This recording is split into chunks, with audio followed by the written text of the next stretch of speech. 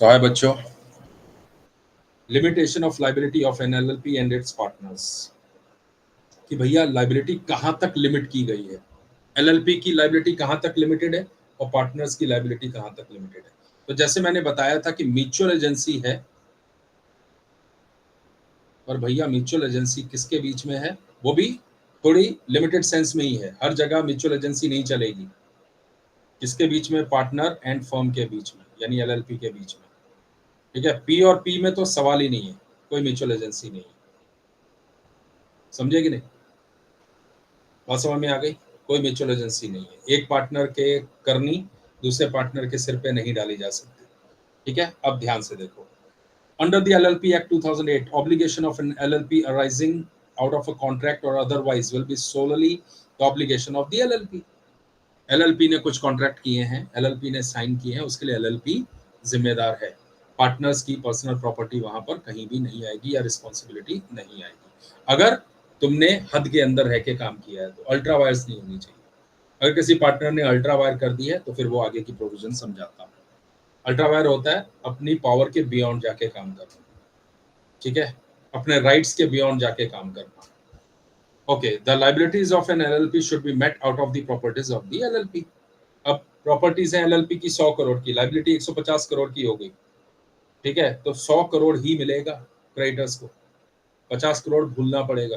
वो नहीं बोल सकते कि पार्टनर्स को पकड़ो, नहीं तो फायदा क्या हुआ। यहाँ पे लाइबिलिटी लिमिटेड है, जितना कंट्रीब्यूशन दे दिया बस खत्म, पार्टनर की अब कोई लाइबिलिटी नहीं है। अगर लिमिट में रह के काम किया गया था फिर भी लॉसेस हो गए, लॉसेस की वजह से लाइबिलिटीज ज्यादा हो गई, एसेट कम रह गए। ठीक है, तो एसेट बेचे जाएंगे एलएलपी के और उससे तो उसकी लाइबिलिटी खत्म की जाएगी, स्क्वायर की जाएगी। ठीक है, A partner is not personally liable directly or indirectly for an obligation referred to above solely by reason of being a partner in the LLP. LLP के पार्टनर होने की वजह से उसका कोई पर्सनल लाइबिलिटी नहीं है। LLP is not bound by anything done by a partner in dealing with a person. अब ये मेन क्लॉज है, इसको जरा ध्यान से समझिए। अब आ गई यहाँ पर म्यूचुअल एजेंसी वाली कहानी। ठीक है, और ये बोल सकते हो कि इसी के अंदर ही है कि एक्सेप्शन, जहां पे वो म्यूचुअल एजेंसी की तरह काम नहीं करेंगे। कौन? LLP and partner. ठीक है, वहां पे म्यूचुअल एजेंसी काम नहीं आएगी। और कहीं कहीं काम आएगी, लेकिन पार्टनर टू पार्टनर का क्वेश्चन ही नहीं है। ठीक है, वो तो है ही नहीं, उसको तो सीधा क्रॉस मार दो कि the partner does not have the authority to act on behalf of the LLP in doing a particular act. मान लो एक पर्टिकुलर एक्ट के लिए एक पार्टनर के पास अथॉरिटी ही नहीं थी, फिर भी उसने कर दी, फिर भी वो काम कर दिया, यानी अल्ट्रा वायर कर दिया, अथॉरिटी के बाहर जाके काम कर दिया। ठीक है, और किसने किया? पार्टनर ने किया। तो एलएलपी की लायबिलिटी की बाइंडिंग आती किसके पास? किसके पास जाती है? थर्ड पार्टी के पास ना। तो ये बता रहा है कि एलएलपी की liability to third party, LLP की लायबिलिटी टू थर्ड पार्टी यानी बाहर की पार्टी के साथ क्या बनेगी, वो अब सिचुएशन समझाई जा रही है। तो उसमें एक पहली सिचुएशन है कि अगर पार्टनर ने कुछ ऐसा काम कर दिया है जो उसकी अथॉरिटी के बाहर था, एंड साथ में ये भी कंडीशन है, एंड पढ़ोगे और नहीं, साथ में, और वो जो अदर पर्सन था वो जानता था कि इस पार्टनर के पास अथॉरिटी नहीं है, या नहीं जानता था कि उसके पास अथॉरिटी नहीं है, तो भी फर्क नहीं पड़ता है। इसलिए क्या लिखा है? The other person knows the partner has no authority और डज नॉट नो, और नहीं भी जानता था, यानी कि उसको पता था या नहीं पता था कि इस आदमी के पास अथॉरिटी है कि नहीं है, या वो ये बिलीव कर रहा था, believe him to be a partner in the LLP, और चाहे वो ये मान के चल रहा था कि एलएलपी का पार्टनर है, चाहे वो होता चाहे नहीं होता। भैया ऐसा एक्ट, जो एक्ट उसकी अथॉरिटी के बाहर था, वहां पर एलएलपी लायबल नहीं होगी टू दी थर्ड पार्टी। ऐसे कॉन्ट्रैक्ट के लिए लायबल एलएलपी नहीं होगी, यानी कि म्यूचुअल एजेंसी यहां पर एक्सेप्शन बन गई। बात समझे? यानी कि इन दैट केस पार्टनर ऐसी डीलिंग में पर्सनली लायबल होगा। बात समझ में आ गई? दूसरे पार्टनर तक तो कुछ जाएगा ही नहीं, वो तो पहले ही बोल दिया मैंने कि एक पार्टनर की बेवकूफी दूसरी पार्टनर तक नहीं जाएगी। अब बात आ गई कि क्या एलएलपी पे जाएगी? एलएलपी पे नहीं जाएगी, पर वो एक्सेप्शन दी हुई है। कब नहीं जाएगी? जब एलएलपी डील कर रही है किसी थर्ड पार्टी से, एक पार्टनर की बेवकूफ़ी ये हो गई कि उसने अपनी अथॉरिटी के बाहर काम कर दिया। अब उस आदमी जिससे वो डील कर रहे हैं उसको या तो पता था कि ये अथॉरिटी के बाहर काम हो रहा है, या उसको नहीं पता था। वो चाहे वो मान रहा था कि वो पार्टनर है या नहीं भी होता, लेकिन वो मान रहा था वो एलएलपी का पार्टनर है और उसने डीलिंग कर ली, तो भाई एलएलपी लायबल नहीं होगी। ये बात का ध्यान रखना खास। ठीक है, बात समझ में आ गई? कोई कंफ्यूजन नहीं है? ठीक है, तो यहाँ पर म्यूचुअल एजेंसी काम नहीं करेगी। ठीक है, तो ये एक पॉइंट तुम्हारा क्लियर हो गया। तो यहाँ पर एलएलपी की कोई भी बाइंडिंग नहीं होगी। ठीक है, now the liability of the LLP and the partners perpetrating fraudulent dealings will be unlimited to all or any of the debts or other liabilities of the LLP. However, in case any such act is carried out by a partner, the LLP is liable to the same extent as the partner unless it is established by the LLP that such act was without the knowledge or the authority of the LLP. भाई अगर कोई partner fraudulent transaction, ये तो ऊपर क्या था, authority के बाहर काम किया, फ्रॉड नहीं था, अथॉरिटी के बाहर काम कर गया। ठीक है, यहां पर है कि अगर फ्रॉड कर दिया है तो भैया एलएलपी भी लपेटे में आ जाएगी, एलएलपी भी लायबल होगी, बाकायदा लायबल होगी फ्रॉडुलेंट डीलिंग की। लेकिन अगर एलएलपी ये प्रूव कर देती है कि ये जो फ्रॉडुलेंट ट्रांजैक्शन हुई है वो उसकी नॉलेज के बाहर हुई है और उसको पता ही नहीं था एलएलपी को इसके बारे में, ठीक है, तो बच सकती है। समझ में आ गया?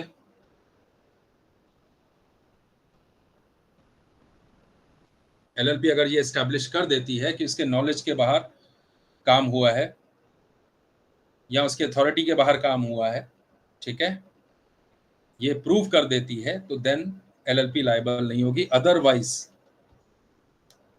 पार्टनर जो फ्रॉडुलेंट ट्रांजैक्शन कर रहे हैं या डीलिंग कर रहे हैं और एलएलपी दोनों लायबल होंगे। ठीक है, ये चीज का खास ध्यान देना। लेकिन अब जैसे मैं तुम्हें एक एग्जांपल देता हूं, 3 पार्टनर है, अब इसको ध्यान से समझना, ऊपर वाला पहले समझते हैं सीन। 3 पार्टनर हैं, एक मार्केटिंग देख रहा है, एक फाइनेंस देख रहा है और एक परचेज देख रहा है। परचेज वाला फाइनेंस की कोई डील कराता है जिसकी अथॉरिटी उसके पास थी नहीं, तो ये ऊपर वाली कंडीशन लग गई कि एलएलपी उसके लिए लायबल नहीं होगी। अगर कोई भी फाइनेंस की डील कराता है, यानी बैंक में जाके लोन उठा लेता है, ठीक है, अनाप शनाप रेट पे, तो भैया एलएलपी के ऊपर वो बाइंडिंग नहीं होगा। इसलिए बैंक सेफर साइड में सब जितने भी पार्टनर्स होते हैं सबके साइन लेते हैं। ठीक है, किसी एक के साथ डील नहीं करती है बैंक। लेकिन अगर कोई प्राइवेट है, प्राइवेट बंदा है जो लोन दे रहा है, जिससे लोन लेके फाइनेंस उठा लिया, मतलब लोन के थ्रू फाइनेंस उठा लिया, तो भाई एलएलपी लायबल नहीं होगी। लेकिन अगर फ्रॉड किया है तो एलएलपी भी लायबल है, पार्टनर भी लायबल है। अगर एलएलपी ये बता देती है कि मैं यहाँ पर इन्वॉल्व नहीं थी, मेरी नॉलेज के बाहर का काम है, देन एलएलपी लायबल नहीं है। लेकिन अब ये जो पॉइंट है ये बहुत समझने वाली बात है। The LLP is liable if partner of LLP is liable to any person as a result of wrongful or omission on his part in the course of business of the LLP or with his authority। भाई गलती कर दी किसी partner ने, गलती हो गई partner से, ठीक है, अब पार्टनर से गलती हो गई तो एलएलपी बोलता है कोई बात नहीं भाई, हम सब खड़े हैं तेरे साथ, तो एलएलपी जो है वो लायबिलिटी उसको लेनी पड़ेगी। बात समझ में आ गया? कुछ गलत हो गया, कुछ ओमिशन हो गई, ठीक है, तो उसके लिए एलएलपी खड़ी रहेगी। अब गलती क्या हो सकती है? एग्जांपल ले लो, बैंक में गए, ठीक है, 40 लाख का लोन, बात हुई थी कि 8% पे लेना है और लगा दिया 9% पे बैंक ने, तो अब ये क्या हो गया? ये हो गई गलती, हो गई कि भी 9% पे हमने एक्सेप्ट कर लिया, ठीक है, हम डील करके आ गए, तो एलएलपी बोलेगी कोई बात नहीं, काम करोगे तो गलतियां होंगी, उस केस में एलएलपी जो है वो लायबिलिटी ले लेगी। ठीक है, सीधा सीधी लायबिलिटी ले लेगी, लेकिन अथॉरिटी के अंदर होना चाहिए। यही अगर मार्केटिंग वाला करके आया होता तो नहीं होता, क्योंकि उसके बाद फाइनेंस की अथॉरिटी नहीं थी। तो एलएलपी अपने ऊपर नहीं लेती। लेकिन तुमने बाउंड्री के अंदर रह के काम किया और तब तुमसे कोई गलती हो रही है तो यस एलएलपी लायबल होगी। ठीक है, ये बात समझ में आ गई। चलो अब आ गए हम लोग फाइनेंशियल डिस्क्लोजर्स एंड रिटर्न्स पे। फाइनेंशियल डिस्क्लोजर्स एंड रिटर्न्स पे भाई एलएलपी को बुक्स बनानी पड़ती हैं, बिल्कुल बनानी पड़ती हैं, जो भी प्रेस्क्राइब की गई हैं, और हर साल की बनानी पड़ती हैं, कैश बेसिस या एक्रूअल बेसिस पे बनानी पड़ती हैं, डबल्स एंट्री सिस्टम के अंदर रह के बनानी पड़ती हैं, और उसे रजिस्टर्ड ऑफिस में रखना पड़ता है उस पीरियड तक जो पीरियड प्रिस्क्राइब किया गया हो। ठीक है, जनरली 8 साल होता है। ठीक है, तो रजिस्टर्ड ऑफिस में उसे क्या करना है, बुक्स मेंटेन करनी है, बीओए मेंटेन करनी है, चाहे कैश में या मर्केंटाइल में, यानी लेकिन जनरली कैश या एक्रूअल बेसिस, दोनों में से कोई एक। ठीक है, अच्छा, डबल एंट्री सिस्टम फॉलो करना पड़ेगा। अब डबल एंट्री सिस्टम होना चाहिए, सिंगल एंट्री सिस्टम में नहीं बनाओगे, और रजिस्टर्ड ऑफिस में वो बुक्स को तुम्हें मेंटेन करना है। अब एलएलपी को 6 महीने के अंदर at the end of each financial year, यानी 31 मार्च के 6 महीने के अंदर, विद इन 6 मंथ एक स्टेटमेंट बनानी होती है। उस स्टेटमेंट का नाम है account and solvency, statement of account and solvency. ठीक है, उस फाइनेंशियल ईयर के लिए, जैसे मान लो 23-24 है तो मार्च 31 तुम्हारी लास्ट डेट होगी। कितना हुआ सितंबर का, तो 30 सितंबर तक तुम्हें ये statement of account and solvency of 23-24 submit करनी है। समझ में आ गया? और ये साइन कौन करेगा? डेजिग्नेटेड पार्टनर्स साइन करेंगे। और कितने होते हैं डेजिग्नेटेड पार्टनर्स? कितने भी हो सकते हैं, पर मिनिमम 2 होने चाहिए। ठीक है, तो कोई 2 भी करेगा तो भी चलेगा, ऐसा नहीं कि 10 हैं तो 10 के 10 साइन करेंगे, कोई 2 भी करेगा चलेगा, पर एक का साइन नहीं चलेगा। ठीक है, अच्छा, every LLP should file with in prescribed time. ठीक है, यही जो ऊपर का हमने बात की है, statement of account and solvency, वो उसको फाइल करनी है, और जो भी फीस उसके साथ है वो उसको भर के ये फॉर्म्स जो है वो सबमिट करना होगा। ठीक है, आरओसी वाला हर स्टेटमेंट के लिए फीस लेते हैं। ठीक है, तो इस फॉर्म के लिए भी फीस है, वो भर के आपको statement of account and solvency भरनी है। ठीक है, ओके। अब लास्ट पॉइंट क्या बोलता है?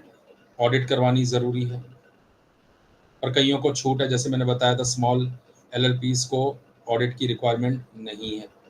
अच्छा, तो सेंट्रल गवर्नमेंट जो है नोटिफिकेशन के थ्रू एग्जम्प्ट कर सकती है कुछ क्लास और क्लासेस ऑफ एलएलपी को फ्रॉम ऑडिट।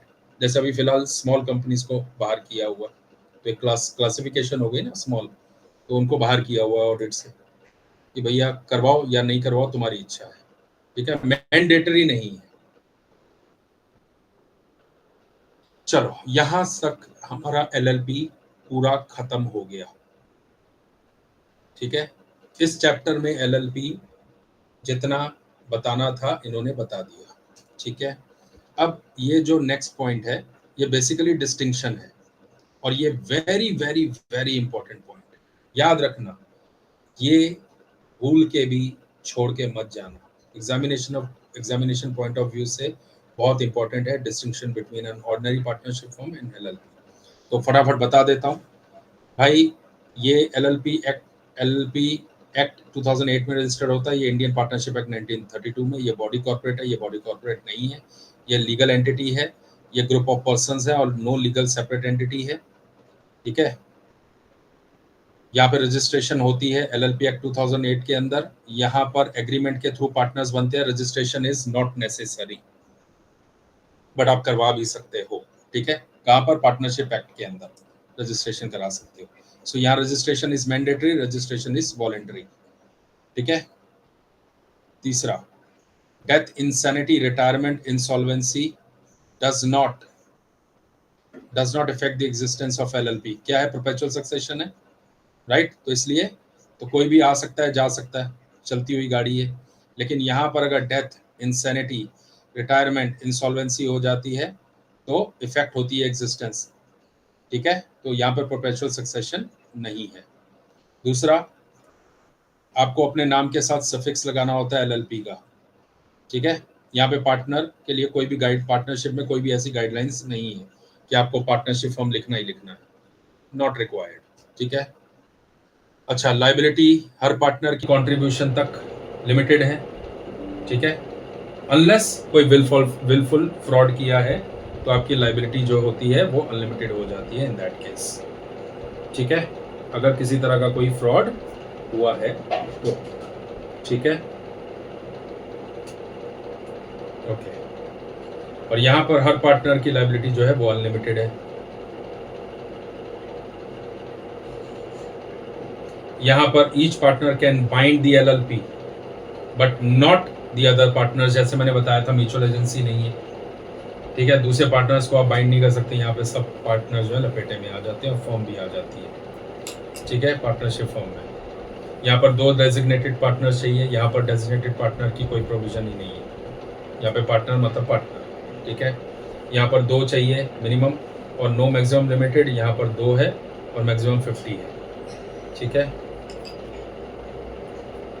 कंपनी एक्ट में 100 थी लेकिन रूल्स के अंदर इसको 50 कर दिया गया था पार्टनरशिप, ठीक है। लीगल कंप्लायंसेस, भाई डेजिग्नेटेड पार्टनर देखेंगे और उसके लिए रिस्पॉन्सिबल है और पेनल्टीज के लिए भी रिस्पॉन्सिबल है। यहाँ पर partners responsible for all compliances and penalties under this act. यहाँ पर ओनली डेजिग्नेटेड पार्टनर्स हैं, 10 पार्टनर हैं उसमें 2 डेजिग्नेटेड हैं, वो 2 को ही पकड़ा जाएगा नॉन कंप्लायंस में, 8 के ऊपर पेनल्टी नहीं लगेगी, बाकी 8 के ऊपर, लेकिन यहाँ पर सारे पार्टनर्स लपेटे में आ गए, ठीक है। अच्छा, foreign partnership, foreign nationals can become a partner in an LLP, यहाँ पर पार्टनरशिप फर्म में पार्टनर नहीं बन सकते फॉरेन नेशनल, ठीक है। माइनर को एडमिट नहीं किया जा सकता, माइनर को एडमिट नहीं किया जा सकता, यहाँ पर माइनर को एडमिट किया जा सकता है लेकिन ओनली इन प्रॉफिट्स, लॉसेस में नहीं, ठीक है।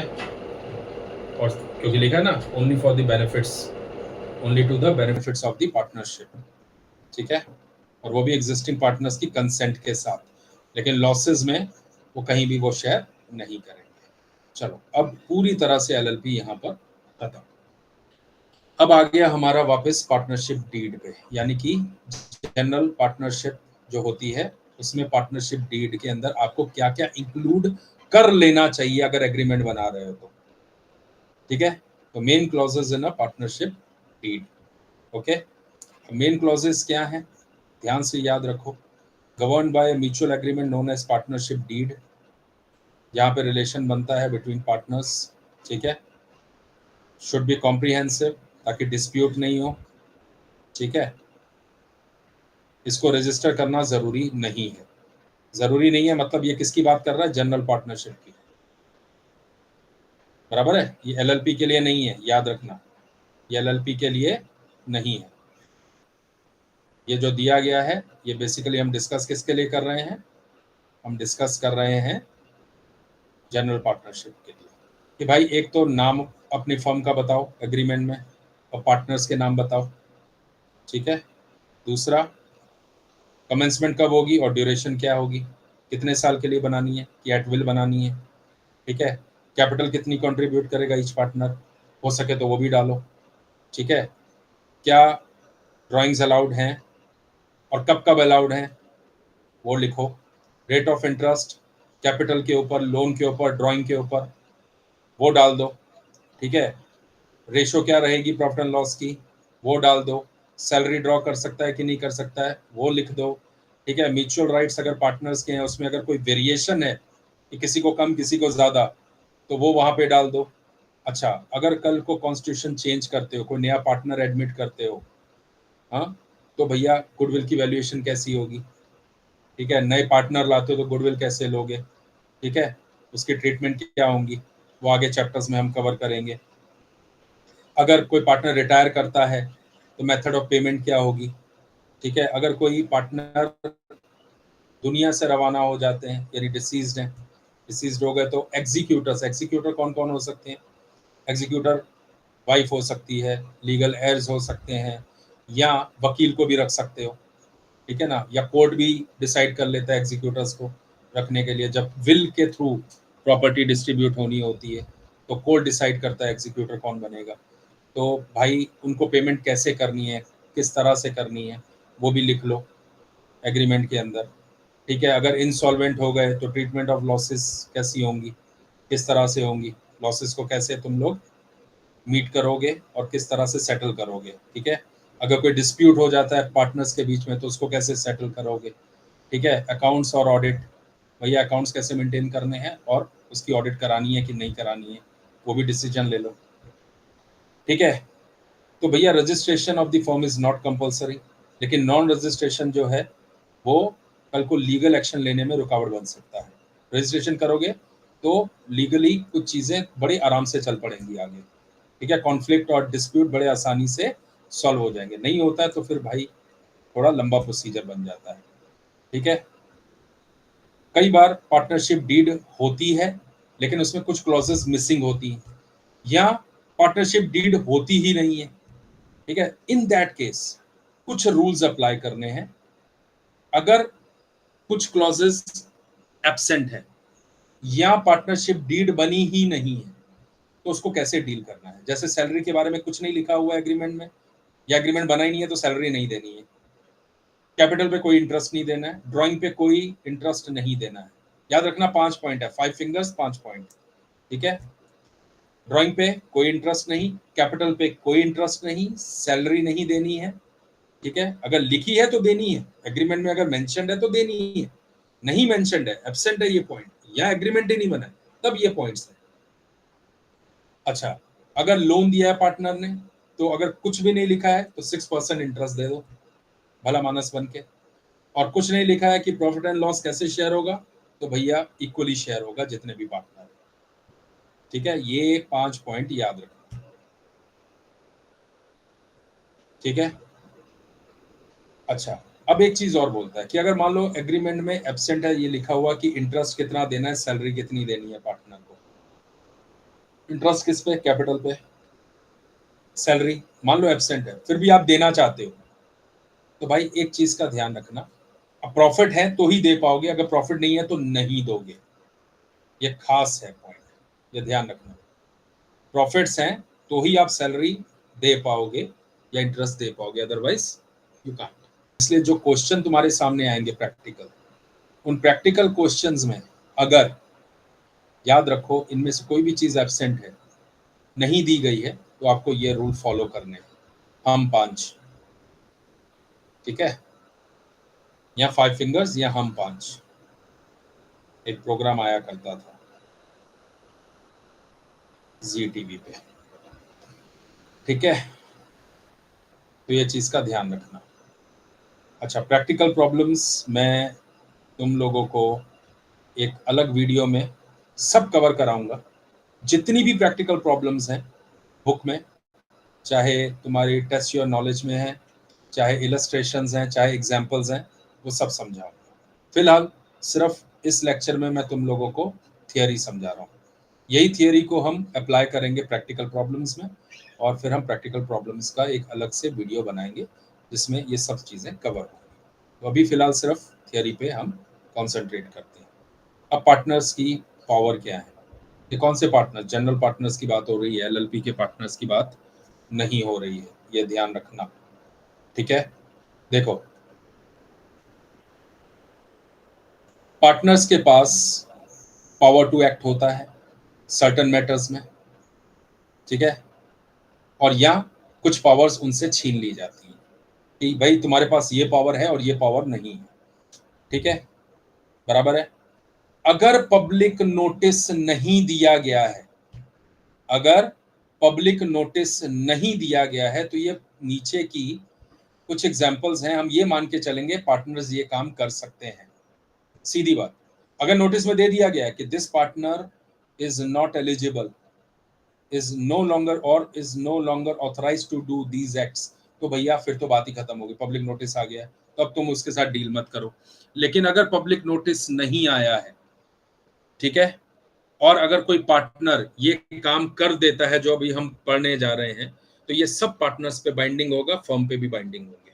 क्या, buying and selling of goods, receiving payments, giving valid receipts, drawing cheques, drawing, accepting and endorsing bill of exchange, promissory note, ठीक है, फर्म के नाम पे, ठीक है। मनी बोरो करना विद और without pledging inventories in trade, ठीक है कि नहीं।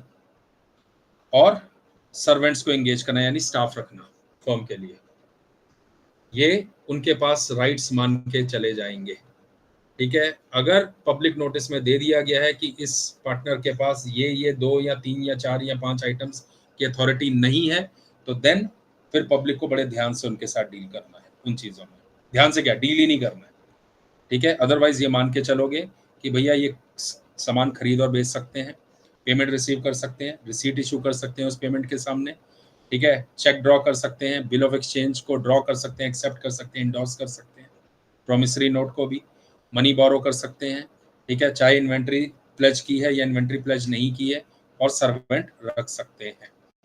अब आ गया ये कुछ ऐसे मैटर्स जहां पर फर्म बाइंडिंग नहीं होगी, ठीक है, यानी कि पार्टनर्स पर्सनली लायबल हो जाएंगे थर्ड पार्टी को, ठीक है, लेकिन फर्म के ऊपर बाइंडिंग नहीं होगा unless all the partners have agreed, यानी अगर सारे पार्टनर रेटिफाई कर देते हैं उस एक्ट को तो ठीक, अदरवाइज फर्म लायबल नहीं होगी, पार्टनर पर्सनली लायबल हो गए, ठीक है। तो जनरली ये काम वो कर ही नहीं सकते पार्टनर, कब, अगर कोई डिस्प्यूट हुआ है, ठीक है, और उसे आर्बिट्रेशन में सबमिट करना है तो सारे पार्टनर्स लगेंगे, कोई एक अकेला पार्टनर नहीं कर पाएगा, सारे पार्टनर्स के क्या लगेंगे, सिग्नेचर लगेंगे या कंसेंट लगेगी। अगर बैंक में अकाउंट ओपन कराना है तो सब पार्टनर्स के नाम, ठीक है, वो होगा, या पार्टनर्स एक लेटर दे दें कि ये पार्टनर इज ऑथराइज्ड, यानी पार्टनर्स की अथॉरिटी लेटर होनी चाहिए तो ही बैंक अकाउंट ओपन हो सकता है, ठीक है। एक पार्टनर जाके अकेला काम नहीं कर सकता, इंडिविजुअल पार्टनर के पास वो पावर है ही नहीं, समझ गए। फिर अगर कोई कॉम्प्रोमाइज करने हैं क्लेम के ऊपर या रिलिंक्विशमेंट करनी है, ठीक है, पूरे क्लेम पे या पोर्शन ऑफ क्लेम पे कि भैया 2.5 लाख लेना था, चल भाई 1.5 लाख में सेटल कर दे, वो नहीं कर सकता, अकेला इंडिविजुअल पार्टनर नहीं कर सकता, सब पार्टनर की एसेंट लगेगी, ठीक है। ओके, किसी सूट से आप विड्रॉ करना चाहते हो, समझ रहे हो, या प्रोसीडिंग फाइल करना चाहते हो या विड्रॉ करना चाहते हो on behalf of the firm, तो इंडिविजुअल पार्टनर नहीं कर सकता, सबका होना जरूरी है, ठीक है। कोई लाइबिलिटी एडमिट कर रहे हो सूट के अंदर या प्रोसीडिंग्स के अंदर, वो भी नहीं कर सकता अकेला आदमी, ठीक है। इमूवेबल प्रॉपर्टी जो फर्म को बिलोंग करती है, एक आदमी जाके डील नहीं कर सकता, सारे पार्टनर्स लगेंगे, ठीक है। या फर्म किसी और पार्टनरशिप के साथ किसी और पार्टनरशिप में जा रही है तो भी सारे पार्टनर्स की कंसेंट लगेगी, अकेला पार्टनर जाके कहीं और पार्टनर नहीं बना सकता फर्म को, ठीक है, खुद बन सकता है बट पर उसमें भी बेटर है कि असेंट ले ली जाए, कंसेंट ले ली जाए, बट फर्म को अगर पार्टनर बनाने जा रहा है किसी दूसरी फर्म में तो भाई वो नहीं कर सकता अकेला आदमी, ठीक है।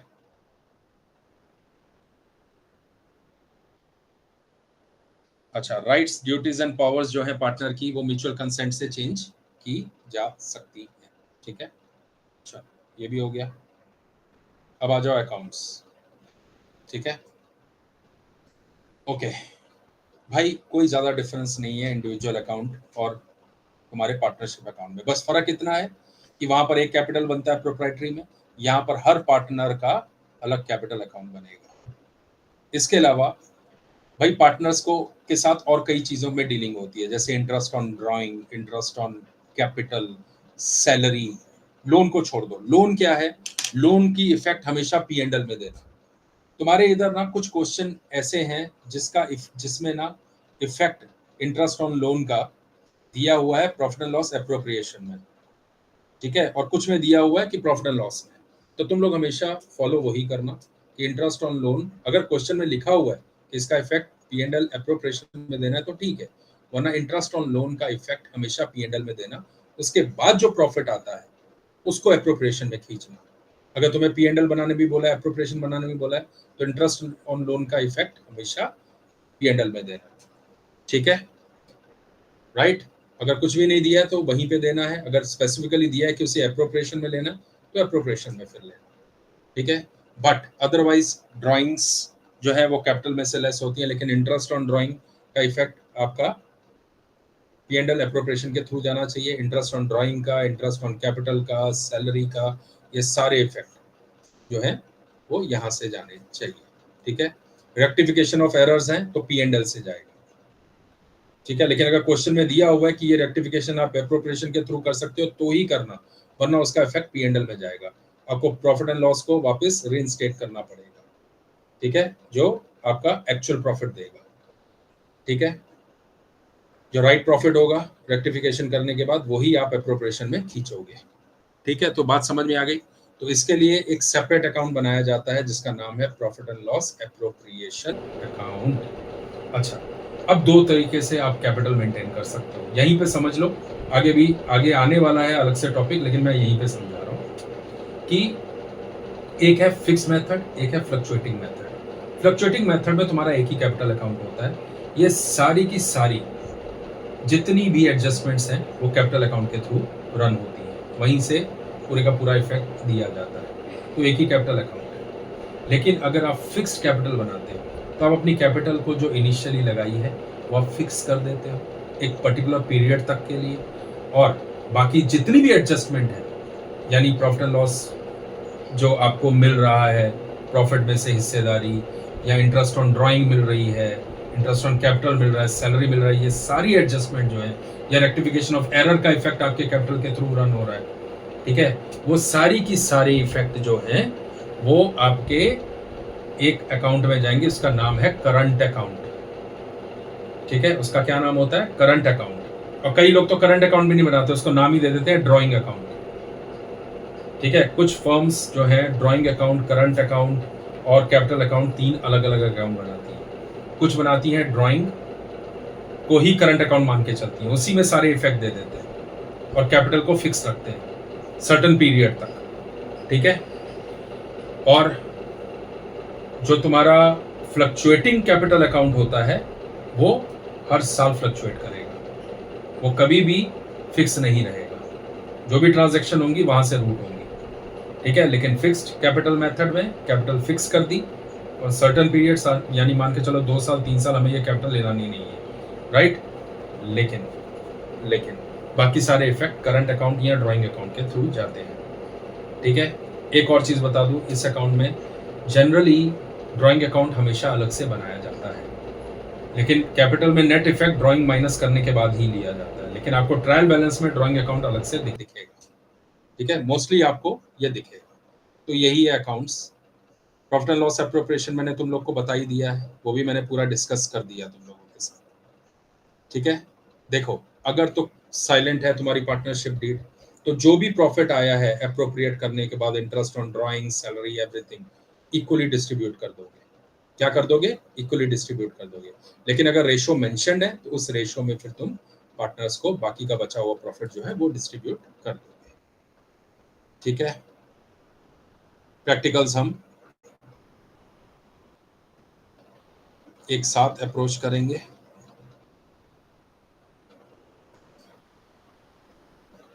ये देखो, ये फिक्स एंड फ्लक्चुएटिंग जो अभी तुम लोग को समझाया ये वही है। और याद रखो, फिक्स्ड कैपिटल में जो तुम्हारा कैपिटल और करंट का टोटल है वो फ्लक्चुएटिंग कैपिटल के बिल्कुल बराबर आएगा। अगर तुम सिर्फ फ्लक्चुएटिंग कैपिटल मेंटेन कर रहे हो, हाँ, और आप बोलते हो कि नहीं मैं फिक्स्ड और करंट भी मेंटेन करूंगा, और दोनों का जब टोटल मारोगे ना, इसके अंदर फिक्स के अंदर जो करंट अकाउंट और कैपिटल, उसका जब टोटल मारोगे वो फ्लक्चुएटिंग कैपिटल के बिल्कुल बराबर होगा, ठीक है। ये चीज का ध्यान रखना, क्योंकि हमने क्या किया है, जितनी भी एडजस्टमेंट है उसको एक सेपरेट अकाउंट में लेके गए, ठीक है, बस उतना है।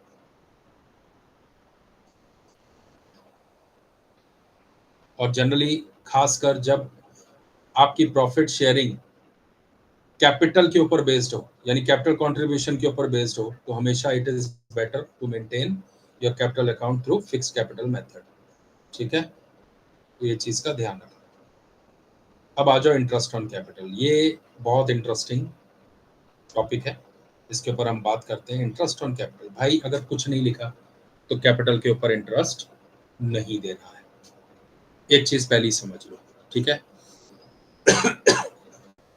अब अगर तुम्हें इंटरेस्ट देना है तो तुम्हारे पास एंट्री क्या है, एंट्री क्या पास कर सकते हो? मैंने क्या बोला था, ये एप्रोप्रिएशन के थ्रू आएगी, ठीक है।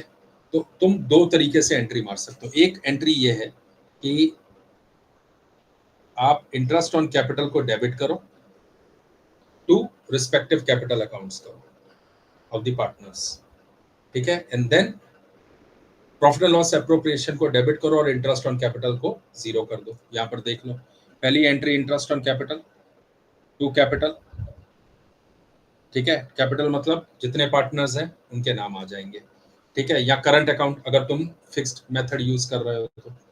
अच्छा, अब इंटरेस्ट ऑन कैपिटल को तुम्हें जीरो तो करना है, कहाँ पे करोगे? पी एंड एल में चार्ज नहीं करोगे, प्रॉफिट एंड लॉस एप्रोप्रिएशन में लेके जाओगे, P and L appropriation to interest on capital. अब अगर तुम ये दो एंट्री नहीं पास करना चाहते तो इंटरेस्ट ऑन कैपिटल और इंटरेस्ट ऑन कैपिटल को क्या कर दो, कट कर दो। तो एंट्री क्या बनी? Interest on capital to profit and loss appropriation, sorry, profit and loss appropriation to individual capital account, right, क्योंकि इंटरेस्ट ऑन कैपिटल तो हमने क्या कर दिया, काट दिया, ठीक है। तो सीधी ये एंट्री हो जाएगी और नरेशन में डाल दो interest on capital provided for, और जो भी रेट से कर रहे हो वो रेट भी मेंशन कर दो नरेशन में, तो भी काम हो जाएगा, दो एंट्रीज मारने की जरूरत ही नहीं है यहाँ पर। अब यहाँ पर ये आएगा कि भैया इसको कैलकुलेट कैसे करना है। भाई कैलकुलेट ऐसे करना है, जो तुम्हारा ओपनिंग बैलेंस चल रहा है उस पर तो पूरे साल का दे दो। पूरे साल का मतलब जहां पर भी आपका ईयर एंड हो रहा है, अगर कैलेंडर ईयर के हिसाब से हो रहा है तो दिसंबर में तक, और अगर तुम्हारा फाइनेंशियल ईयर के हिसाब से हो रहा है तो मार्च तक का पूरा 12 महीने का दे दो जो तुम्हारा ओपनिंग चलता आ रहा है। अब ड्यूरिंग द ईयर जितने पीरियड के लिए तुमने कैपिटल दी है उतना उतना दो, ठीक है। जैसे तुमने दिसंबर में कैपिटल और इंट्रोड्यूस कर दी, ठीक है। अब तुम्हारे पास महीने कितने बचे, अगर तुम फाइनेंशियल ईयर फॉलो कर रहे हो तो जनवरी, फरवरी, मार्च, तो 3 महीने का इंटरेस्ट दे दो, ठीक है, जो भी रेट है उस पर 3 महीने का। अगर क्वेश्चन साइलेंट है और ये लिखे कि during the year the partner has contributed this much amount, तो भैया सीधा 6 महीना लगा दो। सीधा क्या लगा दो? 6 महीना। बिगिनिंग पे तो पूरा दे दो, बाकी जो उसने ड्यूरिंग द ईयर जितना कैपिटल लगाया है उसके ऊपर सीधा 6 महीना लगा दो, क्योंकि तुम्हें पता ही नहीं है कि वो पैसा आया कब। तो यहाँ पे देख लो, normally it is charge for full year on the balance of capital at the beginning of the year unless some fresh capital is introduced during the year. On the additional capital, interest for the relevant period of utilization is calculated. जो मैंने बताया था 3 महीना या 6 महीने पहले लगाया तो 6 महीने का दे दो, 3 महीने पहले दिया तो 3 महीने का दे दो, ठीक है। ये बात समझ में आ गई?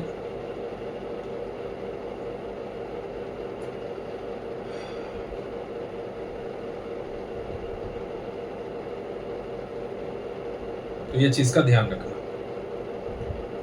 और अगर लिखा हुआ है ड्यूरिंग द ईयर तो तुम्हें सीधा 6 महीने का लगा देना, ये ध्यान रखना। क्वेश्चन में लिखा हुआ है कि 30,000 बिगिनिंग ऑफ द ईयर था और 10,000 ड्यूरिंग द ईयर उसने इंट्रोड्यूस किया, पता ही नहीं कब इंट्रोड्यूस किया, तो सीधा उसको एवरेज कर देना 6 महीने का। गलती नहीं कर देना पूरे साल की लगाने की, हम तो यही एज्यूम करेंगे कि अप्रैल 1 को ही दिया होगा। नो भाई, क्वेश्चन में लिखा हुआ है ड्यूरिंग द ईयर तो तुम्हें हाफ ईयर का ही प्रोविजन करना है बाकी की अमाउंट का। तो देख लो 30,000 के ऊपर पूरा 20% दिया है और 10,000 के ऊपर 20%, लेकिन फॉर हाफ यानी 6/12 आधे साल का, ठीक है। तो ये चीज का ध्यान रखना। अब ये चीज बड़ी इंपॉर्टेंट है, net loss and interest on capital. भैया अगर तो लॉस है तो इंटरेस्ट ऑन कैपिटल नहीं दिया जाएगा, ठीक है, प्रॉफिट के हिसाब से ही दिया जाएगा, ठीक है। लॉस के केस में नो इंटरेस्ट इज प्रोवाइडेड। लेकिन अगर सफिशिएंट प्रॉफिट नहीं है, इनसफिशिएंट प्रॉफिट है, यानी तुम्हारा क्या बन रहा है, मान के चलो 1,20,000 तुम्हारा इंटरेस्ट बन रहा है, प्रॉफिट है 1 लाख के, प्रॉफिट है 1 लाख का, ध्यान से समझो। अब क्या करोगे? अब भैया जो प्रॉफिट है ना वो प्रॉफिट शेयरिंग रेशो में डिस्ट्रीब्यूट नहीं करोगे, कैपिटल की रेशो में डिस्ट्रीब्यूट करोगे, क्योंकि मिलना तो तुम्हें इंटरेस्ट चाहिए था। अब हो सकता ना एक को ज्यादा एक को कम हो, बराबर है कि नहीं। अगर मान लो तुम्हारी प्रॉफिट शेयरिंग रेशो थी 50-50 और तुम्हारी कैपिटल रेशो बन रही है 70-30, क्योंकि इनसफिशिएंट प्रॉफिट है, तो ये 1 लाख तो देना कितना था, 1,20,000, पर है ही नहीं, है तुम्हारे पास 1 लाख रुपया। तो अब ये 1 लाख रुपया तुम 70-30 की रेशो में बांटोगे, ना कि 50-50 की रेशो में। ठीक है, ये चीज का ध्यान रखना, ये बहुत इंपॉर्टेंट पॉइंट है। जब प्रैक्टिकल प्रॉब्लम्स कराऊंगा ना तो अच्छे से और समझा दूंगा। अभी ये याद रखना कि ये बहुत इंपॉर्टेंट पॉइंट है। ठीक है,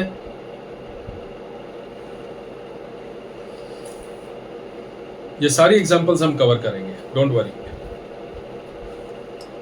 बस खत्म होने को आ गया है। इंटरेस्ट ऑन ड्राइंग, ये भी बड़ी प्यारी चीज है। इंटरेस्ट ऑन ड्राइंग में तुम इंटरेस्ट ड्राइंग पे कब लगाओगे? एक तो देखो भाई, पहले तो अलाउड नहीं है, लेकिन अगर एग्रीमेंट में लिखा है कि ड्राइंग पे भी चार्ज करेगी फर्म, क्योंकि ये फर्म की इनकम होती है, जो भी तुम ड्रॉ कर रहे हो उस पर फर्म तुम्हें चार्ज करती है, ये पैसा फर्म को जाता है। कैपिटल पे तुम फर्म से लेते हो, ड्राइंग पे तुम फर्म को देते हो। ठीक है, तो भैया इंटरेस्ट कैसे चार्ज करेगी फर्म? याद रखो, टाइम जो इलैप्स हुआ है taking out of money and end of the year. तुमने कभी निकाला 31 दिसंबर को, 31 मार्च को अकाउंट क्लोज हो रहे हैं, तो 3 महीने का, 3 मंथ्स का तुम्हारे ऊपर इंटरेस्ट ऑन ड्राइंग चार्ज हो जाएगा। तो ठीक है, अगर मान लो तुमने 10,000 रुपया ड्रॉ किया है, इनटू समझ लो 6% से या 10% तुम्हें फर्म चार्ज करने जा रही है, इंटू 3/12। बस ये याद रखो, बात खत्म। ठीक है, लेकिन यहाँ पर थोड़ी और कैलकुलेशंस हैं, वो भी मैं समझा देता हूँ। कैलकुलेटर लेके बैठ जाओ, कैलकुलेटर तुम्हारे काम आएगा अभी। ठीक है, कैलकुलेटर दीजिए, थैंक यू। तो कैलकुलेटर हैंडी रखना, ठीक है। अब समझो, अब यहां पर देखो, अब ये प्रोडक्ट मेथड क्या होता है, ये सब मैं तुम लोगों को प्रैक्टिकल जब करवाऊंगा तब समझा दूंगा। तो यहाँ पर एक बात तुम्हारी समझ में आ गई कि इंटरेस्ट ऑन ड्राइंग के ऊपर इंटरेस्ट चार्ज कैसे करना है। हमें चार्ज करना है जो टाइम इलैप्स हुआ है। कौन सा टाइम? जब तुमने मनी विड्रॉ की और साल का अंत। लेकिन कई बार क्वेश्चन में लिखा जाता है कि थ्रू आउट द ईयर उसने ड्रॉ किया, टाइम तुम्हें दिया गया नहीं है। ठीक है, डेट्स दी नहीं गई हैं, दी गई हैं, तुम्हें डेट्स नहीं बताई गई हैं कब विड्रॉ किया है, सिर्फ अमाउंट बोली गई है कि 1000 रुपया विड्रॉ कर रहा था। ठीक है, बात समझ में आ गई? तब तुम्हें क्या करना है? 6 मंथ। तब क्या करना है? 6 मंथ्स। सीधा लिखा हुआ है, ड्यूरिंग द ईयर 1000 रुपीज उसने विड्रॉ किए हैं, ठीक है, या 10,000 विड्रॉ किए तो 6 महीने का लगा दो, या 20,000 विड्रॉ किए हैं 20,000 पे लगा दो, 50,000 किए तो 50,000 पे लगा दो। ठीक है, लेकिन 6 महीने का चार्ज करना। ओके, लेकिन अगर ये लिखा गया है कि ड्राइंग की गई है at the beginning of each month, at the beginning of each month, तब कैसे कैलकुलेट करोगे? Beginning of each month. अब यहां पर ना मैं एक कैलकुलेशन समझाने जा रहा हूं, इसको ध्यान से समझो। ठीक है, बिगिनिंग ऑफ ईच मंथ मतलब समझ लो 1000 रुपीज है जो तुम हर महीने विड्रॉ कर रहे हो, और बिगिनिंग ऑफ ईच मंथ। भैया अगर बोला है कि ड्यूरिंग द ईयर उसने विड्रॉ किया है 50,000 60,000, तो 60,000 पे 6 महीना लगा के छोड़ो। टाइम दिया गया है तो टाइम जितना लैप्स हुआ वो मैंने तुम्हें बता दिया, वो लगा दो। लेकिन अब अगर बोला गया है कि एवरी मंथ के बिगिनिंग में 1000 रुपीज विड्रॉ हो रहे थे, तब तुम्हें कैलकुलेशन कैसे करोगे? बड़ा आसान है। क्या करोगे? जब पहला 1000 उसने निकाला तो उसने 12 महीने यूज किया, दूसरा 1000 उसने 11 महीने, 10 9 8 7 6 5 4 3 2 1, लास्ट वाला उसने 1 महीने यूज किया होगा 1000। ठीक है ना, टाइम लैप्स देखना है ना, राइट। अब इसका टोटल मारो, अब इसका टोटल मारो, क्योंकि तुम्हारे यहाँ पर ना सीधा लिख दिया है कि 6.5 मंथ लगाना है और 5.5 मंथ लगाना अगर एंड ऑफ ईच मंथ हो, पर ये कैलकुलेट कैसे हुआ वो कैलकुलेशन बता रहा हूं। ठीक है, ताकि तुम लोग कंफ्यूजन नहीं। 12 11 10 9 8 7 6 5 4 3 2 1 को ऐड करो, कितना हुआ? ये हुआ 78। अब इस 78 को 12 से डिवाइड कर लो, 12 से डिवाइड कर लो, ये आ गया तुम्हारे पास 6.5। यही दिया हुआ है बुक में, सीधा लिख दिया कि 6.5 मंथ्स मान के चलो। मान के चलो नहीं, कैलकुलेशन है भाई उसकी। अब है at the end of each month, तब कैसे कैलकुलेट करना है? इसका मतलब एंड ऑफ ईच मंथ है, तो पहले महीने में जब तुमने एंड में पैसा निकाला होगा उसको 11 महीने यूज किया होगा, बराबर है ना? 11 महीने, फिर 10 महीने, 9 महीने, 8 महीने, 7, 6, 5, 4, 3, 2, 1, मतलब 12 महीने तुमने कोई भी फंड यूज नहीं किया होगा, क्योंकि 1000 तुमने एंड में यूज किया है। तो 78 में से 12 माइनस कर दो, यही 78 में से, क्योंकि ये तो तुमने यूज किया ही नहीं है कहीं भी। तो 78 माइनस 12 कितना हो गया? 66। 66 डिवाइडेड बाय 12 कर लो, देखो 5.5 आ जाएगा। तो ऐसे कैलकुलेट हुआ है 5.5। अगर एंड ऑफ ईच मंथ है तो 5.5, at the beginning of each month है तो 6.5। तो कैसे कैलकुलेट करोगे? 1000, अगर मान लो तुम्हारे पास कितना है भाई मेरे, तुमने कितना विड्रॉ किया? 12,000 विड्रॉ किया ना पूरे साल में, बराबर है? कितने परसेंटेज से? 6% से, इनटू अगर बिगिनिंग है तो 6.5 अपॉन 12, और अगर वैसे है तो 5.5 अपॉन 12। ठीक है, ये ध्यान रखना। ये देख लो, टोटल ड्राइंग्स, रेट परसेंटेज में ही होता है, और 7.5 डिवाइड बाय 12, ये है क्वार्टर्स के लिए। अच्छा, क्वार्टर्स का बता दो, क्वार्टर में आ गए। अब ये क्वार्टर में 7.5 कैसे लिए? Beginning of each quarter and end of each quarter.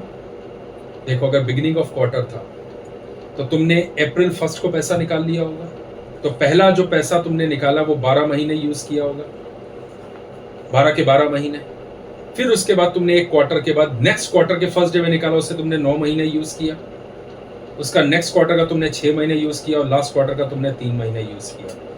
ये देखो, 12 प्लस 9 प्लस 6 प्लस 3 कितना आया? 30।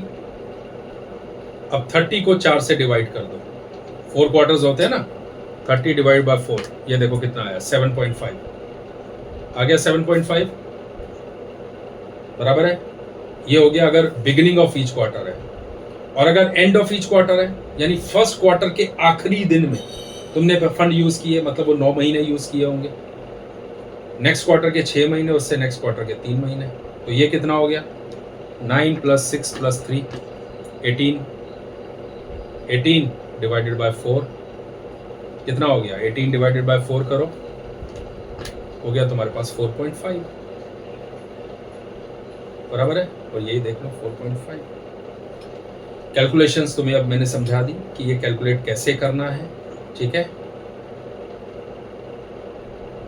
क्वार्टर 1, 2, 3 एंड 4, ठीक है? ये क्वार्टर 1 एंड, क्वार्टर 2 एंड, ये एंड, और ये क्वार्टर 3 एंड, ठीक है? क्योंकि क्वार्टर 4 का एंड तो फिर 31 मार्च को निकाल के तुम क्या चार्ज करोगे, ठीक है? वो तो नेक्स्ट ईयर की कैलकुलेशन में चला जाएगा ना, बराबर है? तो क्वार्टर 3 बराबर है, तो 4.5 आ गया, तो उससे आपको मल्टीप्लाई करना है। सिंपल सा लॉजिक, ठीक है? चलो, ये भी खत्म हो गई डिस्कशन हमारी। ये हम प्रैक्टिकल सारे सॉल्व करेंगे, चिंता मत करो। अब बस यही 2 टॉपिक बचे हैं, कैपिटल रेशियो और guarantee of minimum profit theory में, ठीक है? इसके बाद सब प्रैक्टिकल्स हैं। तो अब कई बार आप पार्टनर रखते हो। अच्छा, पार्टनरशिप में ये बात क्लियर है कि तुम पार्टनर अगर रख रहे हो तो उसे प्रॉफिट तो दोगे ही दोगे, पर लॉस दोगे ये जरूरी नहीं है। जरूरी नहीं तुम किसी पार्टनर को एडमिट कर रहे हो लॉसेस के अंदर भी। हो सकता है मैं तुम्हारा पार्टनर बनूं और बोलूं कि भाई मुझे सिर्फ प्रॉफिट बनता है, लॉसेस तुम्हारे हैं। हो सकती है पार्टनरशिप। या मैं बोलूं कि मुझे मिनिमम इतना तो भाई प्रॉफिट चाहिए, अगर कम पड़ा तो मुझे इतना प्रॉफिट चाहिए, ठीक है? तो सीधी बात है। तो क्या हो गया, उसे क्या बोल दिया? Guaranteed minimum profit. अगर तुम्हारी actual profit guaranteed minimum profit से ज्यादा है, फिर तो मैटर ही ओवर हो गया, प्रॉफिट शेयरिंग रेशो में बढ़ जाएगा, फिर तो कोई क्वेश्चन ही अराइज नहीं होता। लेकिन अगर कम हो गया, गारंटी मुझे दी गई थी कि 80,000 दिया जाएगा प्रॉफिट, लेकिन जो रेशो के हिसाब से आ रहा है वो 60,000 आ रहा है, 20,000 की डेफिशिएंसी है, तब उसको कैसे मीट करना है? वो करेंगे बाकी के बचे हुए पार्टनर, उसको मीट करेंगे, ठीक है? Remaining partners as per the agreement. अब वो कैसे हो सकता है? या तो one of the remaining partner वो एक्सेस पे करेगा, या एटलीस्ट 2 करेंगे, या ऑल पार्टनर्स करेंगे in an agreed ratio. Agreed ratio दी गई होगी कि भैया अगर कम पड़ता है तो 50-50 हम कर देंगे इसका, समझे कि नहीं। हो सकता है तुम्हारी प्रॉफिट शेयरिंग रेशो हो 50-40-10, लेकिन जब अगर 50 वाले को कम पड़ रहा हो प्रॉफिट, तो 40-10 वाले बोले हम 50-50 दे देंगे, जो भी उसका कम पड़ेगा प्रॉफिट। ठीक है, पॉसिबल है। और अगर नहीं कुछ ऐसा है, ठीक है, तो फिर क्या होगा। तीसरा जो मामला है, remaining partner mutual profit sharing ratio, जो डिसाइडेड है कि प्रॉफिट शेयरिंग रेशो जो है, ठीक है, mutual profit sharing ratio of the remaining partners, वो पे करेंगे उस रेशो में टू दी पार्टनर जिसकी हमने गारंटी ली हुई थी कि मिनिमम प्रॉफिट इतना देंगे। अगर क्वेश्चन साइलेंट है कि ये गारंटी कहाँ से पे करनी है, तो याद रखना burden of guarantee is borne by the remaining partner in their mutual profit sharing ratio. कुछ नहीं दिया है तो ये थर्ड वाला लगाना है, ठीक है, ये चीज का ध्यान रखना। अब ये लास्ट हमारा टॉपिक है थियोरी के पॉइंट ऑफ व्यू से इस चैप्टर का, कैपिटल रेशियो। ठीक है, partners may agree to share profits and losses in the capital ratio. When capitals are fixed, profits will be shared in the ratio of given capitals. सीधी बात है। अगर तो भैया तुम्हारी कैपिटल फिक्स है, फिर तो हमें पता ही है ना, वो तो फिक्स रहने वाली है पूरे साल, अगले साल भी एक पीरियड तक फिक्स रहने वाली है। लेकिन अगर फ्लक्चुएटिंग है तो हम लगाएंगे वेटेड एवरेज मेथड। मैंने बताया था ना, करंट अकाउंट और कैपिटल अकाउंट बना सकते हो, बराबर है कि नहीं। फिक्स्ड वाले में तो फिक्स है, फ्लक्चुएटिंग में एक ही कैपिटल बनता है, उसी में सारी एडजस्टमेंट होती है। तो भैया फ्लक्चुएट करेगी कैपिटल, तो वहां पे वेटेड एवरेज लगाना है। कब कब तुमने ड्राइंग की, कब कब कैपिटल इंट्रोड्यूस की, वो सब तुम लिखोगे, और कितने पीरियड तक तुम्हारा बैलेंस क्या रहा, उसका क्या निकालोगे, प्रोडक्ट निकालोगे, एक वेटेड एवरेज मेथड बनाओगे। ठीक है, वो भी हम प्रैक्टिकल प्रॉब्लम जब सॉल्व करेंगे तो आपको बहुत अच्छे से ये समझाएंगे, और ये पूरी थियोरी जो हमने पढ़ाई है वो वहां पर हम अप्लाई करेंगे। अब इसके बाद तुम्हारी इलस्ट्रेशंस हैं सारी, ठीक है बच्चों, ये सारी इलस्ट्रेशंस हम कवर करेंगे नेक्स्ट लेक्चर में। ये समरी दी हुई है, test your knowledge, multiple choice questions, ये सब कवर करेंगे हम लोग। थियोरी क्वेश्चंस तुम लोग खुद भी अप्रोच कर सकते हो, ठीक है, उसके लिए हमें कोई अलग से लेक्चर लेने की जरूरत नहीं, क्योंकि हर चीज़ तो हमने थियोरी में डिस्कस कर ली है, और इसके बाद हम प्रैक्टिकल क्वेश्चंस को भी अप्रोच करेंगे। ठीक है, ठीक है बच्चों। इसके अलावा MCQ और MCQ नहीं, MTP, RTP और सजेस्टेड के क्वेश्चन भी हम सॉल्व करेंगे, ठीक है, लेकिन उसका एक अलग ही लेक्चर बनेगा चैप्टर वाइज, ठीक है। बाकी इसके लिए ये जो तुम्हारी इलस्ट्रेशंस हैं, प्रैक्टिकल प्रॉब्लम्स हैं बुक से, वो सारी हम उसका एक अलग से लेक्चर बनाने जा रहे हैं, जो कि अगले 2 दिन में हम आप तक पहुंचा देंगे। Thank you so much. अगर लेक्चर अच्छा लगा है तो बच्चों प्लीज़ सब्सक्राइब करो, लाइक करो, शेयर करो। Thank you.